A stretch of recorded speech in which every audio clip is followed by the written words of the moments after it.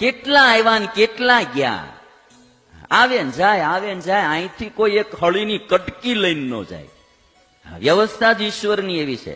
હું તો ઘણી વાર કહું છું કે તમારી પાસે કરોડ 2 કરોડ રૂપિયા હોય કે થોડીક ઝવેરાત હોય કે ઘરેણા હોય તો તમે કેવી તિજોરીઓ રાખો, તાળા રાખો. અને બહુ મોટી ડાયમંડની ફેક્ટરીઓ વાળા હોય તો એ તો દરવાજે સિક્યુરિટી વાળા રાખે અને કેટલી કેટલી એની બધી સિક્યુરિટી હોય. ઈશ્વરે ખજાનો માત્ર બધોય ધૂળમાં રાખ્યો છે આ દુનિયામાં. જુઓ તો સોનાની ખાણું ધૂળમાં, હીરાની ખાણું ધૂળમાં, પેટ્રોલ ડીઝલ ધૂળમાં, આમ ચાંદી જોવો તોય ધૂળમાં, લોઢું જોવો તોય ધૂળમાં, કોલસો જોવો તોય ધૂળમાં, જેટલી ધાતુ માત્ર બધી ધૂળમાં. અને ખાલી ધૂળમાં એટલું નહીં, 100 વીઘાનું ખેતર હોય, માંડવી વાવો અને એમાંથી માંડવી તમારે ગાડા મોઢે થાય અને એમાંથી તેલ કાઢો તો ડબ્બા મોઢે તેલ થાય. એ તેલ નીકળે તોય ધૂળમાંથી.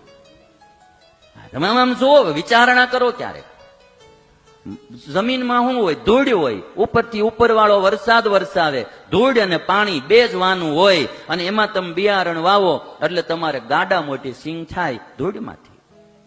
શેરડી વાવી દો ખેતરમાંથી તો ગાડા મોઢે, ટ્રક મોઢે શેરડી થાય. ખાંડ જુઓ, હાકર જુઓ, ગોળ જુઓ, બધું થાય ધૂળમાંથી. હરેક પ્રકારના ફળ, ફૂલ